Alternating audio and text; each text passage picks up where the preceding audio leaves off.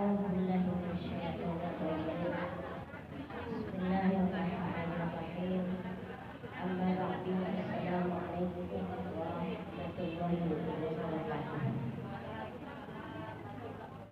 الحمد لله رب العالمين والعاقبة للمتقين ولا عدوان إلا على الظالمين أشهد أن لا إله إلا الله وأشهد أن محمدا عبده ورسوله لا نبي بعده.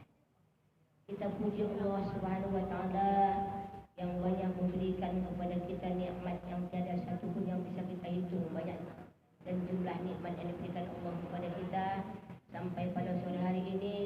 Allah berikan kepada kita nikmat panjang umur, nikmat kesehatan, keimanan, ketakwaan, dan Allah berikan kepada kita waktu yang lapang sehingga kita pada sore hari ini dapat hadir bersama-sama berkumpul di rumah Shahidul Bait ini untuk menyambungkan silaturahmi dan juga dapat melaksanakan ibadah kepada Allah Subhanahu wa taala. Kemudian selawat beriring salam kita sampaikan kepada Nabi kita Habibullah Muhammad Rasulullah sallallahu alaihi wasallam. Allahumma shalli wa sallim alaihi. Dengan datangnya beliau membawa ajaran dan syariat kepada kita yang insya Allah sebagian daripada ajaran-ajaran beliau dari Allah Subhanahu wa taala insya Allah dapat kita laksanakan. Dan kita berharap kepada beliau kiranya beliau dapat membantu kita, bermurah hati dan berkenan nanti menolong kita tatkala di satu ketiga nantinya ada satu bantuan yang dapat membantu kita, ada satu pertolongan yang dapat menolong kita, hanya yang kita harapkan syafaat dari Rasulullah sallallahu alaihi wasallam. Amin ya rabbal alamin. Yang kami hormati Ibu Shahidul Bait di rumah yang berbahagia dan yang bertuah ini, dan yang kami hormati orang-orang tua kami, ibu-ibu, saudara-saudariku sekalian, seluruh jemaah majelis taklim yang dimuliakan Allah Subhanahu wa taala. Ibu-ibu, saudara-saudariku sekalian yang kami hormati dan kami muliakan. Hari ini topik ceramah kita sebagai umat Islam wajib kita taat kepada Allah dan taat kepada Rasul. Kenapa? Karena Allah Subhanahu wa taala menjelaskan dalam Al-Qur'an, "Atii'ullah wa atii'ur Rasul wa ulil amri minkum." Jadi taat kepada Allah itu wajib dan taat kepada Rasul itu wajib. Dan taat kepada pemimpin itu wajib selama pemimpin itu yang benar yang kita ikuti, yang salah tidak kita taati. Nah, ibu-ibu, saudara-saudariku sekalian yang kami hormati dan kami muliakan, tapi taat kepada Allah ini segala perintah Allah kita kerjakan, segala larangannya kita tinggalkan. Taat kepada Rasul, segala apa yang dibawa Rasul dari Allah dengan ajaran yang benar kita taati. Nah, itu dia. Makalah kita menjadi Islam yang hakiki, Islam yang sebenar-benarnya. Jadilah kita menjadi hamba Allah yang benar, dan jadilah kita menjadi umat Nabi Muhammad yang betul. Nah, ibu-ibu, saudara-saudariku sekalian yang kami hormati dan kami muliakan, ada syaratnya taat kepada Allah dan taat kepada Rasul. Ada syaratnya? Ada. Bisa saja kita bilang aku taat aku kepada Allah, taat aku kepada Rasul. Bisa saja. Tapi ada aturan-aturannya. Ada poin-poinnya yang harus kita laksanakan, barulah kita dikatakan taat kepada Allah dan taat kepada Rasul. Nah, ibu-ibu, saudara-saudariku sekalian yang kami hormati dan kami muliakan, yang pertama adalah hendak taat kepada Allah, berbanyak istighfar. Makanya saya sering menganjurkan kepada kita semua tanpa terkecuali, selalulah kita banyak istighfar. Kenapa? Kalau kita sedikit istighfar, dosa kita tidak terampuni, maka kita tidak digolongkan kepada orang yang taat kepada Allah. Hamdan syukran lillah, jazakallah khairan katsiran ya Rahman ya Rahim. Terima kasih banyak ya Rabbi. Kita tuliskan ya Bu. Nah, kalau sedikit istighfar kita, makanya kita banyak dosa. Kalau kita banyak dosa, belum digolongkan kita hamba Allah yang taat kepada Allah. Kenapa? Karena orang yang taat kepada Allah sedikit dosanya, banyak ibadahnya. Makanya poin yang pertama, taat kepada Allah, patuh kepada Rasul adalah yang pertama, perbanyak istighfar.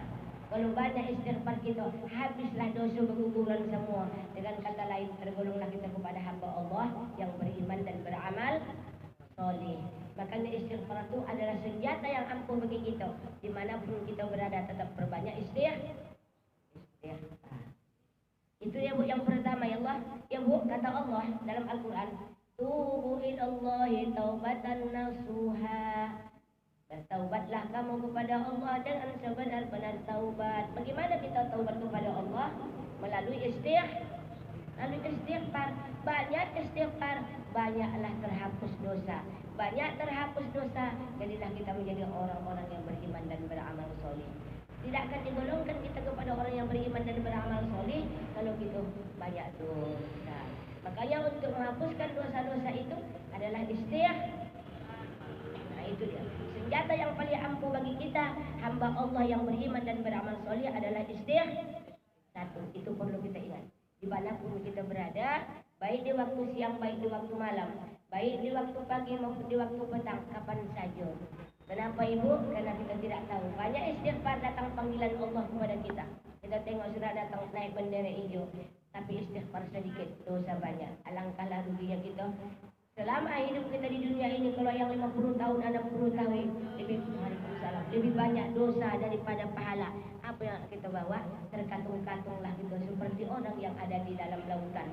Ya Bu, terapung-apung. Ke pinggir dia tak bisa, di tengah dia mogak-mogak, timbul tenggelam ya Bu. Maka bagi kita hamba Allah, apalagi kita mengaji Ibu, kita perbanyak istighfar. Dimanapun kita berada, perbanyak istighfar. Karena kita salah satunya adalah hamba Allah yang banyak dosa, hamba Allah yang selalu silap, hamba Allah yang banyak salah. Nah itu dia Bu ya, itu yang pertama. Itu kita sarankan dan kita mengajak semua tanpa terkecuali kita yang hadir pada sore hari ini, berbanyak istighfar. Itu senjata yang paling ampuh untuk membersihkan diri dari segala dosa. Itu yang pertama. Yang kedua, takutlah kita kepada Allah. Kenapa kita takut kepada Allah? Saat ini kita tengok Ibu tak takut lagi orang kepada Allah. Bagaimana kita takut kepada Allah? Karena kewajiban Allah selalu kita langgar, hukum Allah selalu kita abaikan. Betul tidak Bu? Salah satunya Allah bilang kerjakan sholat melalui Rasulullah, jangan lalaikan sholat. Kadang-kadang mau juga yang sholat terlala, kadang-kadang tinggal, kadang-kadang tak tinggal tapi sholat di akhir waktu. Kadang-kadang berjumpa waktu asar dengan maghrib, kadang-kadang sholat zuhur sholat terakhir di waktu asar. Nah itulah dia. Jadi mesti kita merasa takut kepada Allah. Kenapa kita takut kepada Allah? Karena takut kita bala dan laknat serta azab Allah. Itu kita takut, bukan karena takut kepada Allah seperti takut kepada manusia. Takut kepada manusia kita paling-paling dipukulnya, paling-paling dibawanya benda yang tajam, bisa kita mengelak. Takut kepada Allah nggak bisa mengelak. Dimanapun kita berada tak bisa mengelak. Pasti Allah akan melihat kita. Jadi takut kepada Allah itu artinya janganlah kita langgar peraturan dan hukum-hukum Allah. Banyak kita melanggar hukum Allah Bu. Banyak kita melanggar hukum Allah. Banyak kita mengabaikan perintah Allah. Banyak Ibu, bukan tak banyak. Nah itulah dia.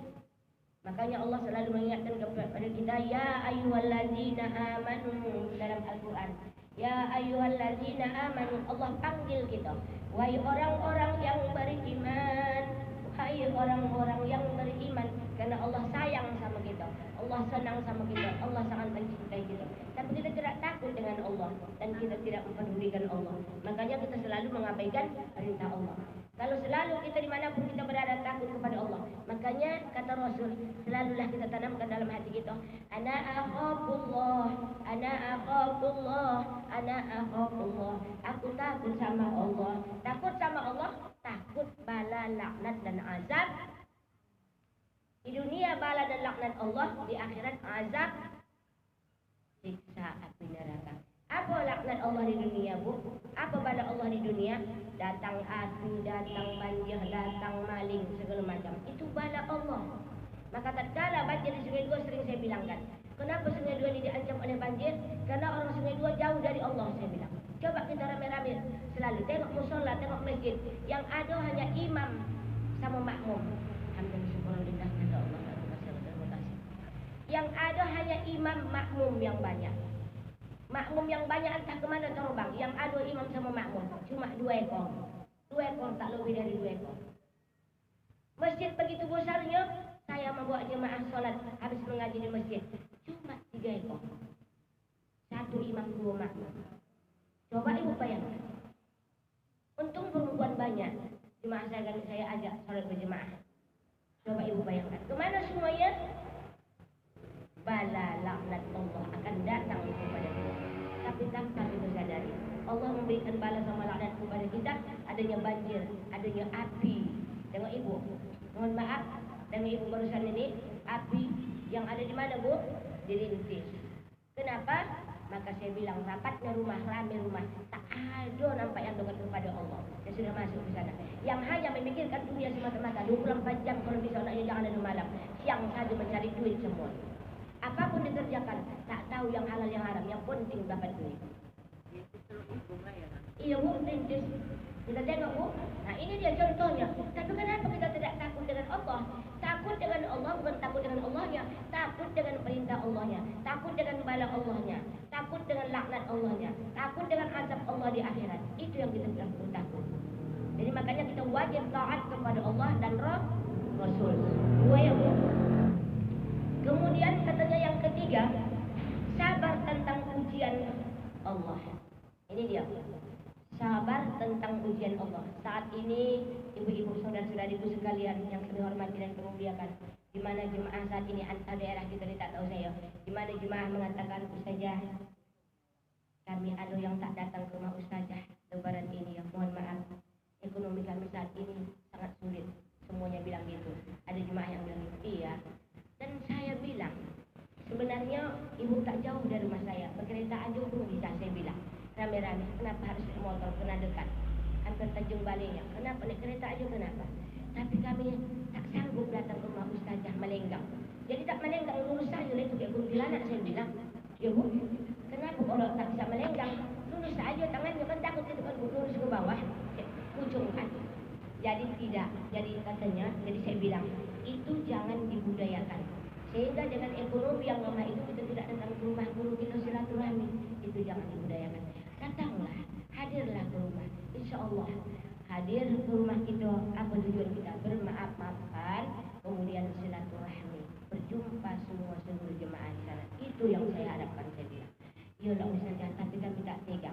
Kenapa tak tega? Tak ada disuruh kok. Tak ada disuruh yang lain, cuma datang berkunjung silaturahmi. Kalau ada alhamdulillah, tak ada pun tak apa-apa. Ya bu? Nah itu dia. Itu. Orang yang tak datang ke ibu yo, orang. Nah, jadi tak datang tuh saya bilang, kenapa jemaah ini tidak hadir untuk lebaran ini? Semalam itu hadir, saya bilang, datang-datang itu saja. Untuk saat ini ekonomi kami sangat lemah, kami tak sanggup melenggang. Tak boleh saya, kenapa tak bisa melenggang? Lurus saja lah tangan, pucung lah itu, kata pucung, saya bilang. Tidak, artinya wahda Tanjung Balai itu melenggang, tak pakai oleh-oleh, itu maksudnya. Jadi itu jangan dibudayakan, saya bilang, itu jangan dibudayakan. Hadirlah.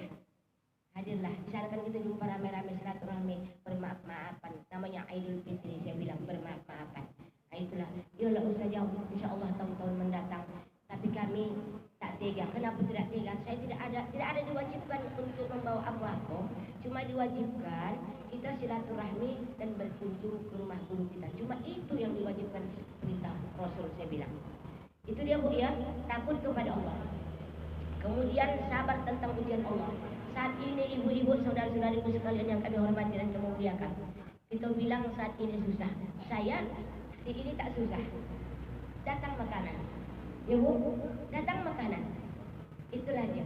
Saya kemari, wa may yattaqillaha yaj'al lahu makhraja. Supaya selamatkan Allah berikan kita rahmat. Ini ganti Allah dengan 1000 dinar. Ya bu. Nah, ibu-ibu saudara-saudara sekalian yang kami hormati dan kami muliakan.